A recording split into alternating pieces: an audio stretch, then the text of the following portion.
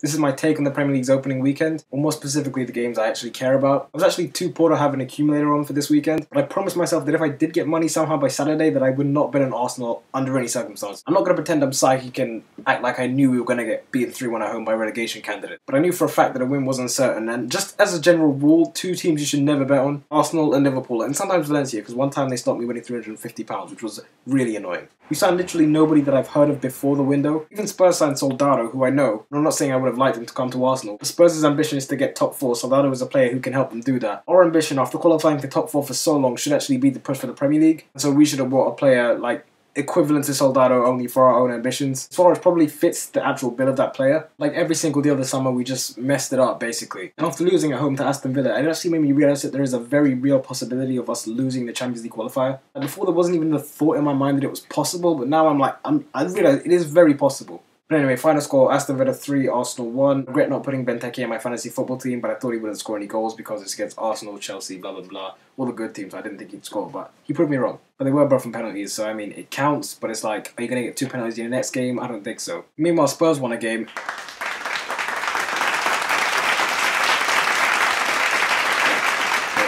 In the process, winning more penalties in one game than he did in the whole of last season. 1. How do you not win a penalty in 38 games?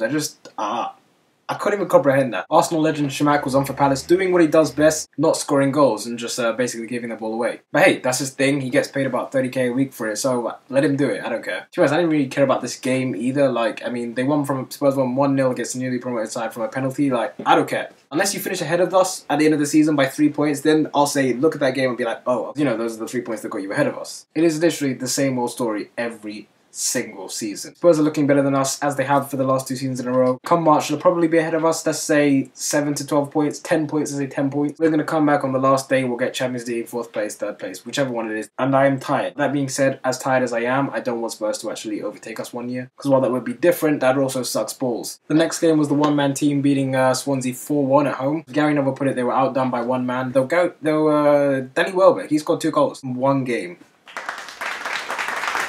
doubling his entire tally for last season in just one game. And Percy would have to score about like 50-something goals in that game to have doubled his tally. I'm getting off the point. I'm actually annoyed at this. I'm hurt at Van Persie because I didn't think he'd be so on fire. Just right from the first game, I didn't think he'd be so on fire. I had him in my fantasy football team, and literally the night before I took him out in favour of having Berbatov and Lambert. I'm thinking 2 decent players better than 1 great player, right? Wrong, because Van Persie got more points than both of them combined. Van Persie though, he's an old man now. He's like 30. In regular human years, that's like 50 or something. Give him a few more years, he'll be in their retirement home. Also, Mourinho won his first game. Don't know why I'm talking about that, because we all knew that would happen. Nothing really surprising happened in that game other than Frank Lampard missing the penalty. As a professional footballer, I never like, how do you miss a penalty? You train like 5 hours every day for like a week. You should score every single penalty. Put it where the goalkeeper can't reach it. That's what I always say. Actually, that's a lie. I don't always say that. I say other words too. While we're on the subject of penalties, John Walter missed another one, which is just...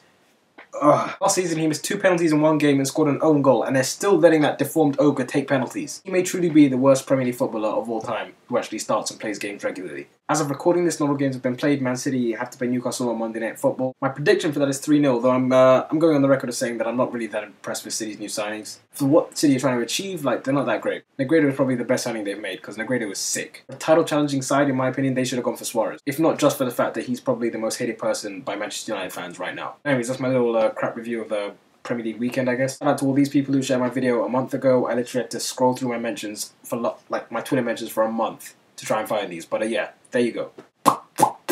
Yeah, that's about it.